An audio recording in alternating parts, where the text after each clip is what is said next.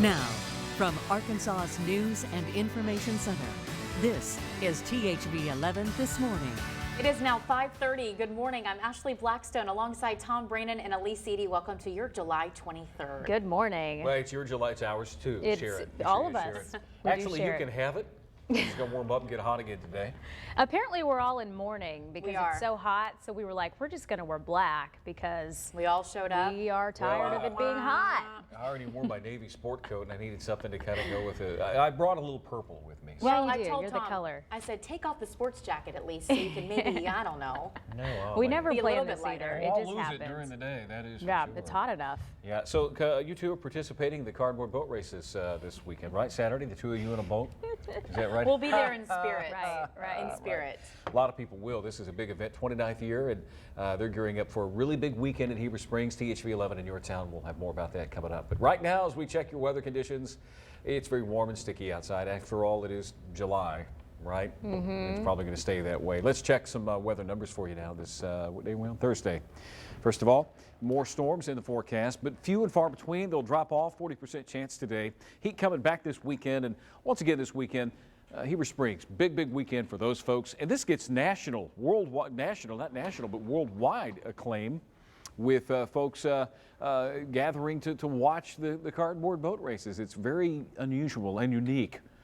Heat advisory in effect for the southern half of Arkansas, downtown at 77, the dew point 73, and a light southwest wind at 5 that is going to take over the next few days, and that's going to pump heat our way. Temperatures in the 70s, couple of 80s, northeast Arkansas storms here. Storms decaying over in eastern Oklahoma, but more behind that may hold together. We'll keep an eye on things today. Heat-driven storms over southern Arkansas. In all, a 40% chance of storms with the highs in the lower 90s. Time now for a little bit of news at 5:31. Ashley and Elise. Right now, police are trying to figure out who killed a public works director and his wife. 66-year-old Robert and Patricia Cogwell were found dead yesterday behind their Conway home. Friends say Robert worked for the city of Maumelle for 30 years, and when he didn't show up for work, co-workers then called police. Officers say when they got to his home, they found both Robert and Patricia shot behind a tree line. Meanwhile, co-workers are mourning the loss. It's going to be sad to go in and not see Robert come by. Officers say they have questioned a person of interest, but no other details have been released. In Sherwood, officers are investigating two shootings at two separate apartment complexes. We got a tip around 8 o'clock last night about gunshots at Park Crest Apartments, and we spoke to people who lived there. One of the witnesses says he heard gunshots and then saw a black car driving off.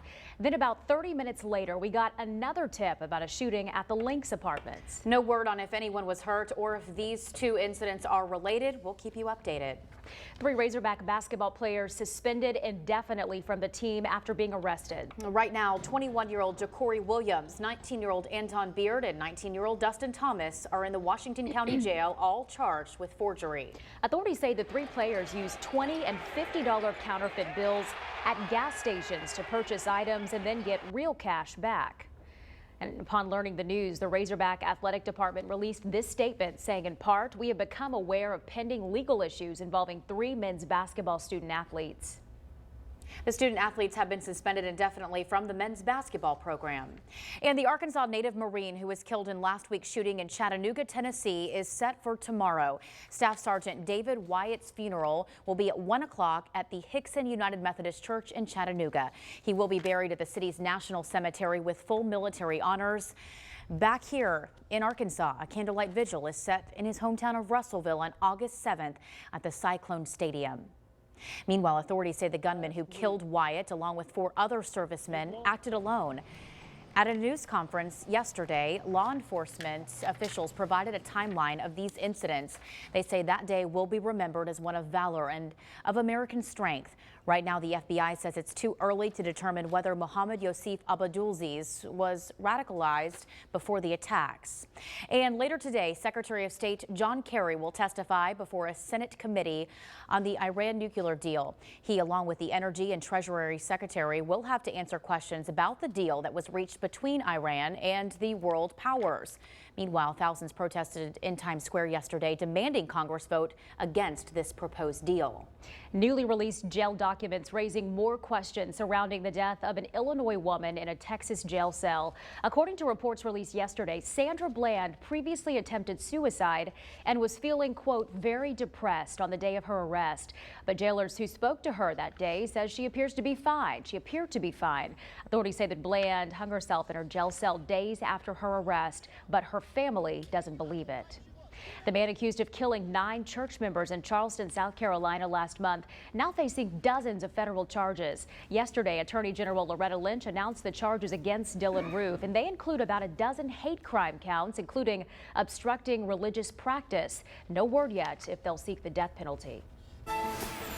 The University of Arkansas's nursing school getting a $1 million school grant. It's all in an effort to increase the number of its advanced practice registered nurses. The funds will be paid over a 3-year time span. School officials say it's benefiting a program that helps meet the health and wellness needs of Arkansas's medically underdeserved populations. And more school districts are opting out of uniform requirements. Both the Dollarway School District and the Pulaski County Special School District are changing its policies. Secondary schools in the 2 districts will be opting out of mandatory uniform requirements. We don't want to spend so much time on policing what students have on because our main focus is about academics. That's number one. School districts are still notifying parents of the changes. On our website, we do have links to help direct you for more information. A Central Arkansas business at odds with the community over plans for a new facility in Maumelle. Jeffrey's Sand Company operates at several sites along the Arkansas River, and its president met with neighbors last night, hoping to get them on board with this plan. But many in the area are concerned over the potential impacts on air quality, local infrastructure, and the environment. I kind of knew what to expect. You know, we're just trying to educate the citizens. That's really all we want to do. I understand everybody has opinions. You know, we just want to answer as many questions as we can and be as transparent as we can. And McGeorge will go before the Maumelle Planning Board today over his bid to split his property into 2 lots as part of a plan to build there. Approval of the project could go before the City Council for a final vote in 2 weeks. More firemen joining the Little Rock Fire Department. Today's the graduation for the 2015 recruitment class. The ceremony is set to take place tonight at 6:30 at the State House Convention Center downtown. Fire Chief Gregory Summers is the keynote speaker. Congratulations to them. Well, the van has helped keep a countless number of homeless people safe and cared for over the years. They hope to keep doing so, but right now they do need some help. Founder Aaron Redden says people's needs change in the summer months, and right now his group is looking for any donations like men's shorts, pants, shoes, bottled water, and mosquito repellent. Another way that people like to help out is just fuel cards. Keeps us on the road, keeps us going, and they know that it's going straight in the gas tank to deliver other goods and necessities to folks. Redden says gassing up the vehicles that drive across Central Arkansas, including Russellville and Searcy, is their biggest cost. You can help with any donations to help fill the warehouse. Learn how to do that at THV11.com. 5:38, we love helping you find creative uses for things, or in today's case, something many of us consume on a regular basis. Well, bottoms up, here are 7 surprising household uses for beer. This is from Yahoo, starting with slaying some slugs. Those pesky, slimy sliders that nibble on your garden plants can't resist a nice brew.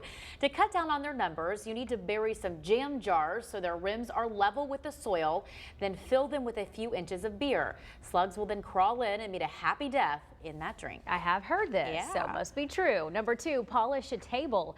Next time someone leaves you with a half-finished bottle of Bud after a backyard barbecue, save it to use as an all-natural wood polish. Applying flat beer to wooden furniture with a soft cloth reportedly gives the wood grain a nice sheen. Number 3, pampering your lawn. When your lawn isn't looking so good, try feeding it with a homemade fertilizer. Many homeowners have found success with a simple and surprising concoction of beer, household ammonia, and baby shampoo. I need to ask Chris Olson about that, see if it works. Number 4, make your faucets sparkle. Carbonation, the fizz factor in beer, works wonders. To try it out, fill a plastic bag with flat beer and tie it around taps or spouts that have lost their shine, and then remove it after a few hours of soaking. And number 5, keeping bugs at bay. day. When entertaining outdoors, pour a bit of brew into shallow bowls and set them on the perimeter of your deck or patio. Rather than pestering your guests, winged insects like wasps and flies will be drawn towards the beer's sugars. And if those don't work, you can always drink it, right? That's true. That's true. I often wonder how they come up with these things. How do people realize that this is who tried it first, right? Yeah. Happening this weekend, a family fun festival right here in Central Arkansas. That's right. Find out how you can have fun and help out the Centers for Youth and Families as well. After the break, we have another check of that forecast today. More storms, but then things begin to back off and it begins to heat up this weekend as well. 5:40 now. We're back in a couple of minutes. Also, Kevin Russell with your Safe Speed Report.